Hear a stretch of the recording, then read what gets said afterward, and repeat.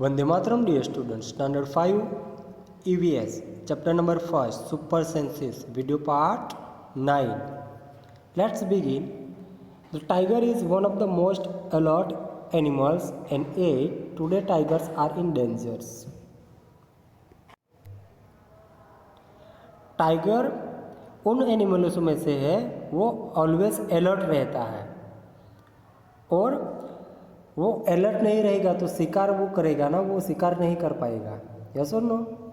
इसीलिए उनको अलर्ट रहना पड़ता है। तो tiger one of the most alert animal, and वो बहुत अलर्ट एनिमल है, और आज उनकी जो पूरी प्रजाति है ना टाइगर्स की, वो आज लुप्त होती जा रही है धीरे धीरे।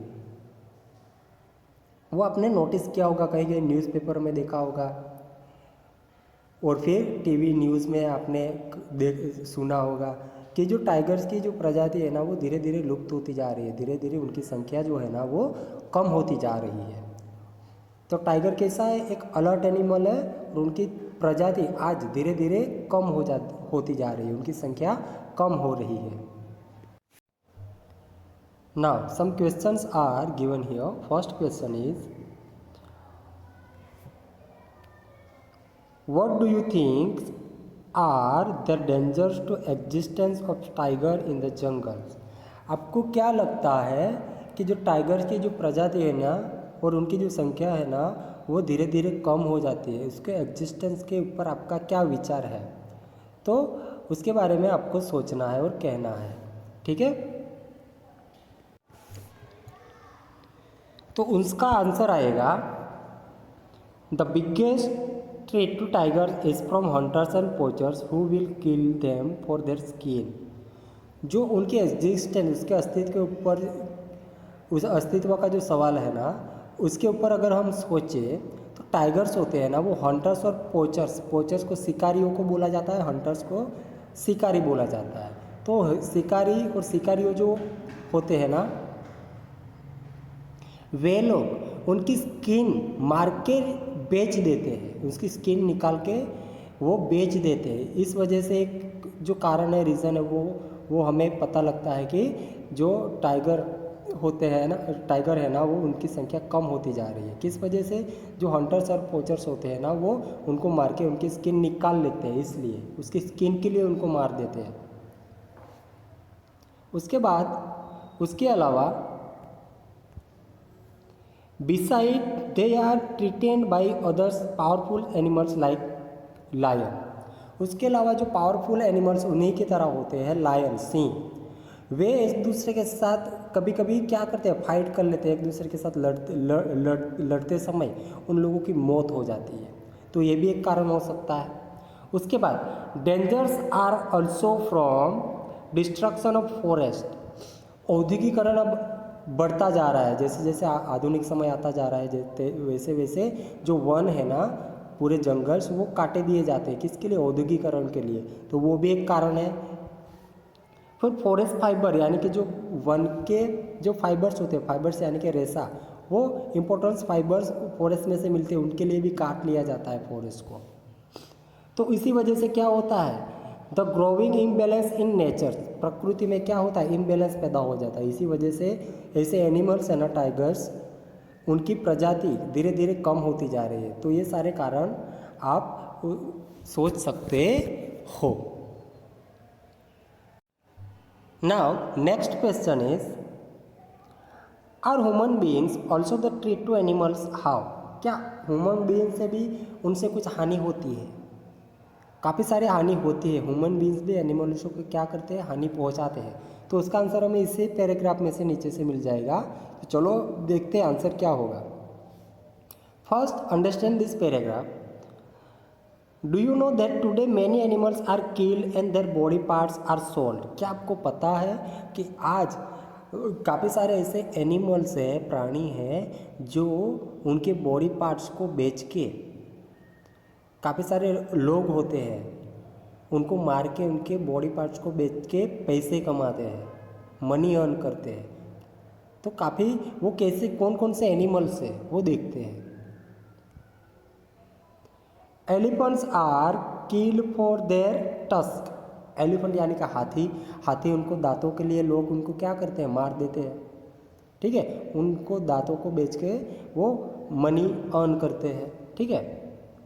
Rhinoceros for its horn, rhinoceros को उनके सामने जो हॉर्न्स होते हैं, सिंग होता है, हॉर्न्स यानी कि सिंग उसके सामने होता है ना, सभी ने देखा ही होगा, तो उसके लिए उनको मार दिया जाता है, तो उसको बेच के भी लोग क्या करते हैं, पैसे कमाते हैं। उसके बाद tigers, crocodiles and snacks for their skins, और जो टाइगर्स, क्रोकोडाइल एंड स्नैक्स होते हैं उनकी स्किन यानी कि चमड़ी वो निकाल लेते हैं मार के। उसी वजह से क्या होता है, जो सारे प्रजातियाँ है ना टाइगर्स की, वो सारी क्या होती जा रही है, कुछ कुछ एनिमल्स की प्रजाति है ना वो कम होती जा रही है उनकी संख्या।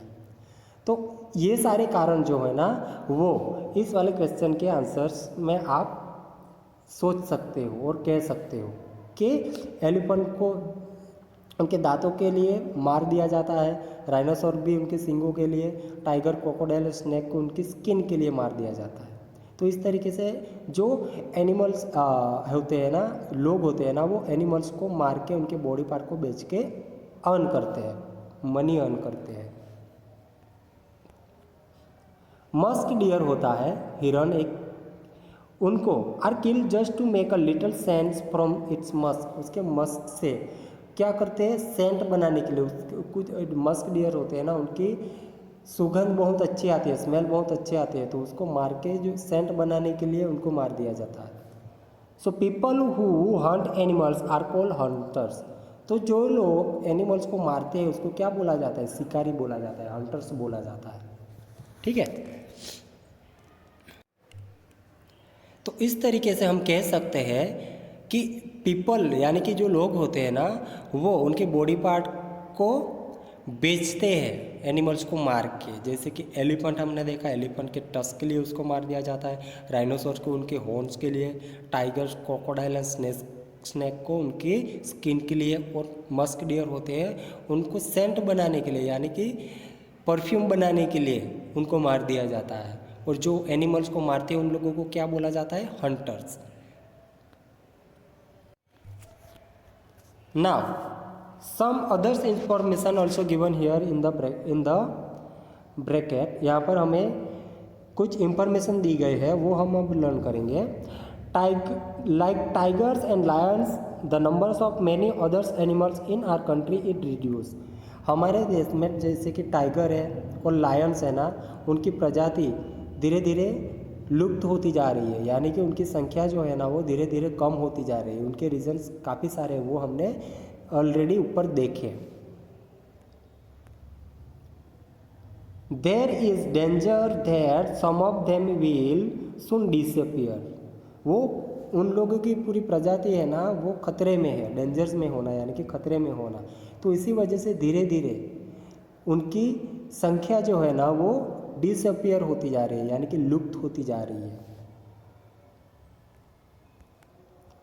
To protect the animals our government has declared some forest as protected area, उसके संरक्षण के लिए, ऐसे एनिमलों की संरक्षण के लिए, सुरक्षा के लिए, उनकी सुरक्षा के लिए हमारे गवर्नमेंट ने, हमारी सरकार ने कुछ ऐसे फॉरेस्ट है ना उसको प्रोटेक्टेड यानी कि प्रोहिबिटेड एरिया में उसको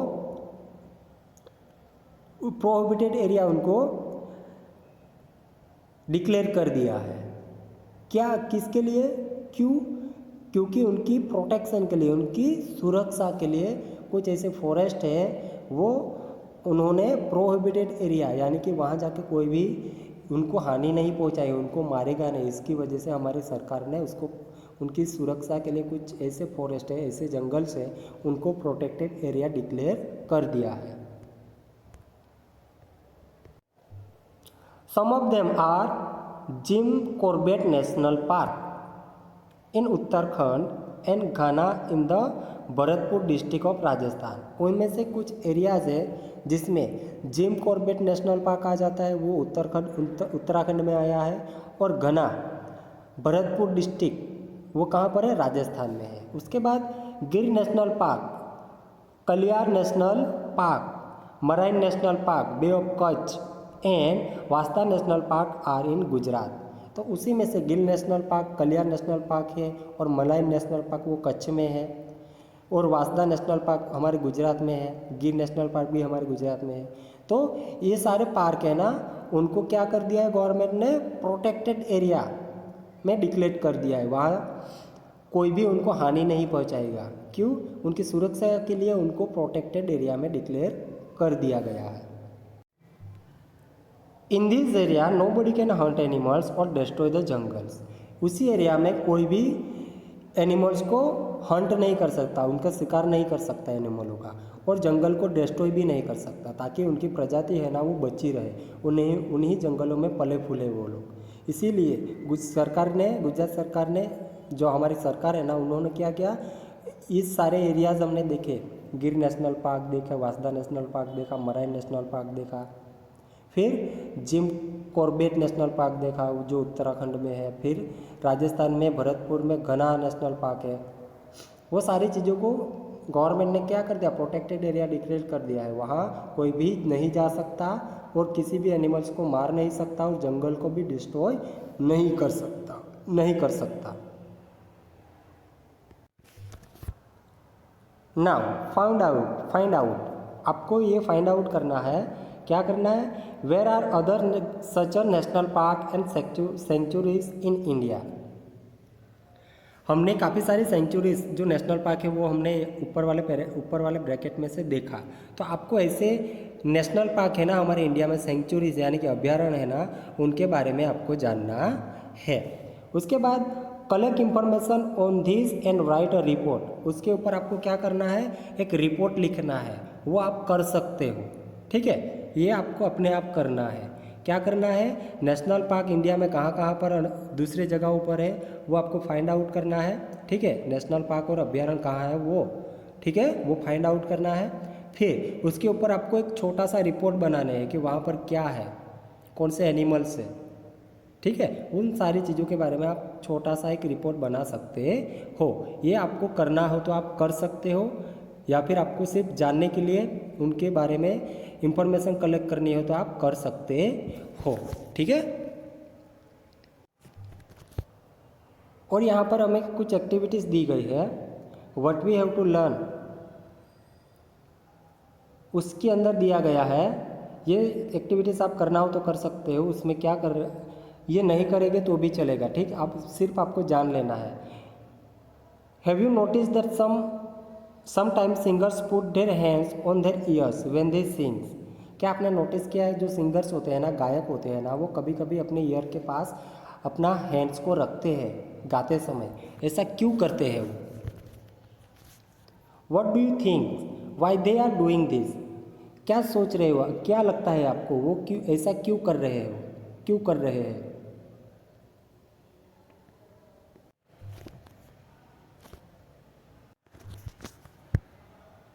तो उसका आंसर क्या होगा? क्यों वे सिंगर जो होते हैं ना वो अपने कानों के पास हाथ रखते हैं, क्योंकि वो जो नॉइज़ होता है ना, नॉइज़ उसको अपने आप को प्रोटेक्ट करते हैं और अपनी खुद की आवाज़ को सुनने की ट्राई करते हैं कि हाँ मेरी जो आवाज़ है ना वो क्लियर आ रही है कि नहीं। वो जानने के लिए वे लोग क्या करते हैं, अपने जो कान होते हैं ना वहाँ पर अपना हाथ रखते हैं ताकि वो अच्छे से गा सके, अपनी खुद की आवाज़ सुन सके। इसलिए सुन के वे लोग पता लगा सके कि मैं जो गा रहा हूँ ना वो ठीक से गा रहा हूँ। उसके बाद give example of animals that may have a very strong sense, site, hearing और स्मेल। ऐसी आपको एक एनिमल्स की लिस्ट आपको बनानी है, इसके एग्जाम्पल्स देने हैं जिसकी सेंस ऑफ देखने की सेंस होती है ना, यानी कि जो ऑर्गन्स है, सेंस ऑफ ऑर्गन्स, साइट करना यानी कि देखना, हियरिंग करना यानी कि सुनना, और स्मेल करना यानी कि सूंघना, यानी कि स्मेल करना। कुछ ऐसी चीज़ें होती हैं उनको स्मेल कर सकते हैं ना हम। तो वैसे एनिमल्स जो है उनकी स्ट्रॉन्ग सेंसेस होती है साइट करने की, हियर करने की और स्मेल करने की। वो उनके एग्जाम्पल आपको देने हैं। ये सारी चीज़ें आप घर पे ही अपने आप क्या करना है, डिस्कस करना है। उसके बाद यहाँ पर हमें पेपर डॉग बनाने की यहाँ पर हमें कुछ टिप्स दी गई है, वो हम देख लेते हैं। वो अपने आप कर सकते हो, करना हो तो घर पे, ठीक है।